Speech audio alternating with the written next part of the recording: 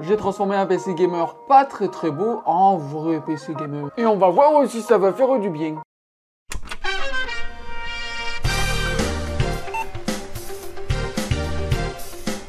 Bonjour à tous, c'est Martin d'Hardware PC, j'espère que vous allez bien, ma foi, sympathique. Et aujourd'hui, comme je vous ai dit, j'ai acheté un PC gamer à 300 $ sur Kijiji et en fait, je voulais un petit peu l'améliorer et le rendre beaucoup plus beau. Voilà l'ordinateur gaming. Voilà, ça m'a coûté 300 $ et j'avais envie non seulement de le rendre beaucoup plus joli, rajouter des choses à l'intérieur, voir faire des tests, etc., voir ce que ça donne. Parce que là, vraiment, ça ressemble plus à un ordinateur de bureau qu'un ordinateur gaming. Mais imaginez ça, la même puissance, voire un peu plus, mais beaucoup plus beau. Évidemment, le RGB ne change pas la puissance du PC, mais oh, quand même. On veut que ce soit beau, on veut que ça vende, on veut que ce soit bon. Donc on va l'ouvrir et je vais vous dire ce qu'il y a à l'intérieur. Et voilà, voici l'ordinateur. Donc à l'intérieur, il y a quoi? La carte mère, c'est une ASRock H110M. Le processeur, c'est un Intel Core i5 7400. Il y a une barrette de 8 Go, cadencée à... Attendez, qui veut bien l'ouvrir? Cadencée à 2400 MHz. Le power supply, c'est un format ATX et c'est une 500 watts. Ou en vrai, plus précisément, une 475 watts. Il y a un SSD SATA de 240 Go. Le boîtier, j'en ai aucune idée de c'est quoi. Il n'y a même pas la marque. Il y a même un lecteur de disque à l'avant. Donc écoutez, moi je propose qu'on améliore ça un petit peu. Donc pour l'améliorer un petit peu, qu'est-ce que j'ai pris en premier? Il n'y a que 8 Go de RAM. Donc j'ai rajouté de la RAM Patriot cadencée à 2400 MHz. Pareil, 8 Go de RAM. Comme ça on aura 16 Go de RAM. Ça sera beaucoup mieux pour les jeux. Ça m'avait coûté une trentaine de dollars sur Amazon. Puis on m'avait donné en neuf, qui est vraiment cool, on m'avait donné un disque dur 1 Tera de Seagate. Donc je me suis dit tiens, je pense que c'est le temps de l'utiliser. Donc au moins on va l'utiliser. Ça, on va rajouter ça 10 $, mais même si je l'ai eu gratuit. Même si le processeur chauffe pas beaucoup, et ben je me suis dit quand même il faudrait un refroidisseur. C'est un refroidisseur AR de la marque Thermalright. Un refroidisseur AR de la marque Thermalright. Oh, je sais pas écrire, je sais pas parler. C'est un refroidissement AR de la marque Thermalright. Thermalright, c'est le Assassin X120 RSE. Et les lumières sont en ARGB. Donc là, voilà ce que j'ai pris. Mais évidemment, il y a un final. La dernière chose que j'ai pris, voilà, j'ai pris un nouveau boîtier. Ce boîtier-là m'a coûté environ une centaine de pièces avec les taxes. Sans les taxes, il coûte 84 $, je pense, sur Amazon. Mais le truc, c'est que vous pouvez penser que c'est un peu cher, sauf qu'il y a déjà 2 ventilateurs devant et un ventilateur arrière. Et les ventilateurs sont RGB. Donc pour moi, soit c'était genre 80 $ sans les ventilateurs et si vous rajoutez les ventilateurs ça reviendrait beaucoup plus haut au final. Donc pour moi c'était quand même bon. Voilà, maintenant je vais pas tout garder là-dessus, hein. Je garde pas le boîtier, je garde pas le lecteur CD. Ah oui, j'ai oublié la carte graphique, c'est une carte graphique GTX 1050. Donc on va voir, en plus on va faire même les tests en jeu, donc ça se trouve ça va être bien. Bon, j'enlève tout ce qu'il y a dans ce boîtier là, je transfère tout là-dedans. Puis c'est parti. Et voilà les amis, j'ai tout installé. Tout est là-dedans. J'ai rajouté la RAM, j'ai rajouté le air cooling, j'ai rajouté un disque dur. Évidemment le boîtier il est vraiment beau. Par contre, no joke, il est vraiment bon. Après le seul truc que j'aurais aimé changer, c'est le power supply. Le power supply est vraiment pas bon en tant que tel. C'est vraiment un vieux power supply et en plus normalement c'est ce genre de power supply qu'on met en haut et non en bas parce que les câbles qui sont avec le power supply sont vraiment courts. Après ce qui est bien c'est que cette carte mère a 2 ports USB 3.0, 4 ports USB 2.0 et le boîtier a un port 3.0 et 2 ports 2.0 qui est pas mal. Bon allez c'est parti, on allume. 3, 2, 1.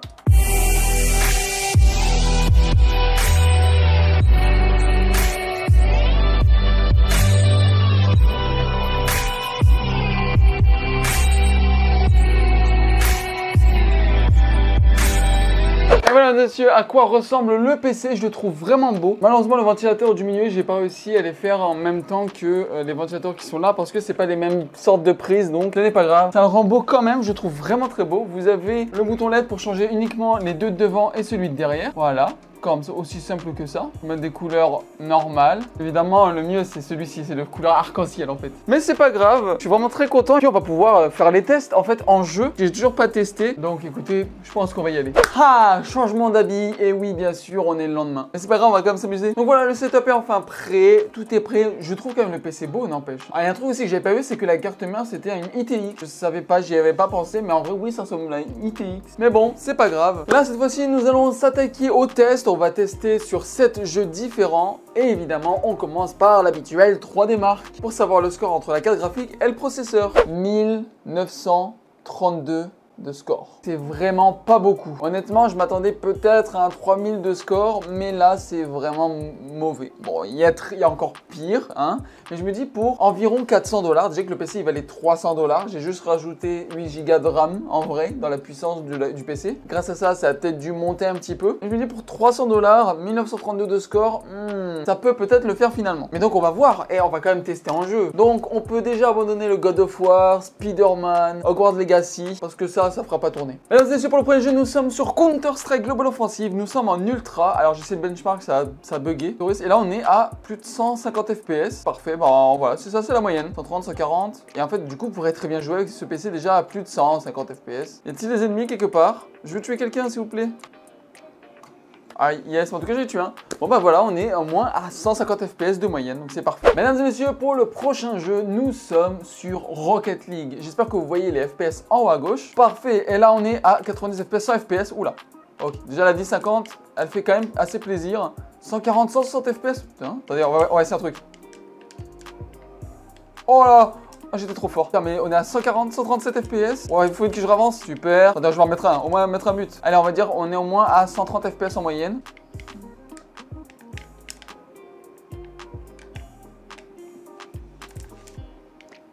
Let's go! Et ça, c'est un but! En tout cas, 130 FPS de moyenne et ça passe. Mesdames et messieurs, prochain jeu, nous sommes sur Minecraft. Alors, les textures brutes et on est à 300, 400 FPS. Ok, déjà, c'est pas mal. 800 FPS, 900 FPS, sur 1000 FPS. Quand on regarde juste en haut, mais évidemment, quand on revient en bas, ça baisse, évidemment. Bon, en tout cas, c'est sûr, vous faites tourner le jeu haut la main. Donc évidemment, c'est validé sur Minecraft. Mesdames et messieurs, pour le prochain jeu, nous sommes sur Apex Legends. Parfait. Attendez, laissez-moi courir, laissez-moi courir.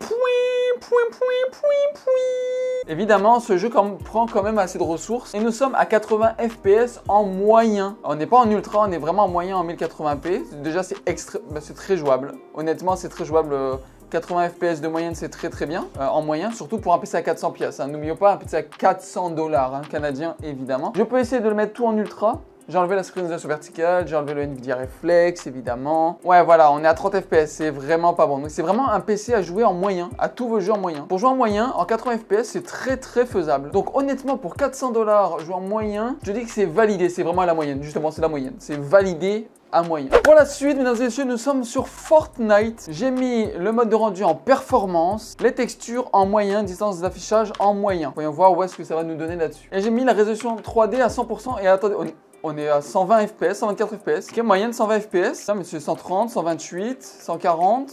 Non, oui, ok, il m'a fait peur lui. Résolution 3D, on va mettre à 67%. Ok, déjà la résolution de 3D, ça rend beaucoup mieux là. On est à 189 FPS, c'est à 150. Putain, mais en vrai, notre texture, c'est en moyen. Avec les textures épiques, on est à 152 FPS. Non, mais attendez, mais c'est cool. Sérieux, en vrai, le mode performance, pour moi, c'est un des meilleurs modes sur Fortnite, hein. No joke, hein. Certes, les graphismes sont pas beaux, mais c'est justement ça à quoi sert le mode performance. C'est-à-dire que le graphisme, on s'en fout.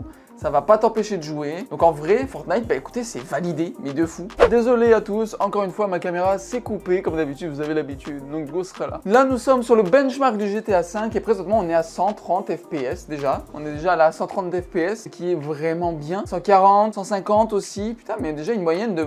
Allez, on va dire une moyenne déjà de 130 FPS, c'est vraiment pas mal. Regardez, même quand il pleut, 140 FPS, ok, donc on va dire en moyenne 130 FPS pour vraiment être sûr et de bien valider ça, mais en tout cas, ça marche très bien. Alors là, évidemment, les graphismes seront en normal, je tiens à dire. C'est vraiment le test que je vais faire à tout, sauf si c'est des jeux vraiment qui prennent pas beaucoup, je les mettrai en ultra. En normal, franchement, ça fait très bien le taf.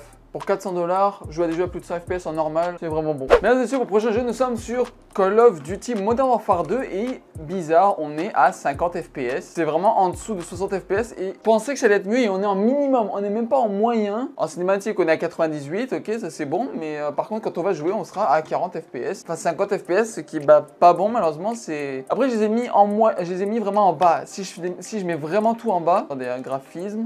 Vraiment minimum de minimum. Hein. Bah, ils sont tous en... Tout est très bas en fait dans le fond. On est en résurgence et franchement c'est vraiment pas fluide. Là je suis pas... Non, c'est vraiment pas fou là. On attend de descendre. Là ok on a tient 60 FPS des fois là mais c'est pas bon du tout. J'ai rien d'autre à changer. J'ai vraiment mis tout en bas. En minimum c'est un peu jouable mais c'est pas validé. Honnêtement c'est pas validé. Donc au final, est-ce que ce PC vaut le coup? Honnêtement, alors je me dis pour 400 $, ça va. Mais peut-être en réfléchissant un petit peu, on aurait pu peut-être avoir une meilleure carte graphique ou alors un meilleur, garder la carte graphique mais avoir un meilleur processeur. Et même la carte graphique elle est que de 2 Go, donc c'est pas, honnêtement je sais pas vraiment. Parce que aujourd'hui une PlayStation 5 c'est 600-700 dollars. En vrai honnêtement je sais pas trop. Pour moi c'est comme une moyenne, comme j'avais dit, c'est pas incroyable mais pour 400 dollars je trouve que c'est correct. C'est pas un gros investissement, mais quand par exemple tu veux faire des jeux de compétition, dans ce cas ça sera vraiment bien. Par contre Warzone, si ça te dérange pas de jouer en très faible et entre 50 et 70 FPS, c'est bon. Mais par contre, j'ai un petit peu l'impression que le processeur nous bride un peu en matière de jeux vidéo. Mais il y a un truc qui est bien, c'est que il est beau. On sait que l'RGB ne fait pas vraiment les FPS, etc. Ça aurait peut-être pu être mieux pour 400 dollars, mais ça me choque pas. Bref, voilà, c'est la fin de la vidéo. J'espère qu'elle vous aura plu. N'oubliez pas de vous abonner à la chaîne, s'il vous plaît. Un petit j'aime, un petit like, un petit commentaire pour le référencement, ce serait sympa, n'est-ce pas? Bah oui, évidemment. Et je vous dis à bientôt. C'était Martin d'Archador PC.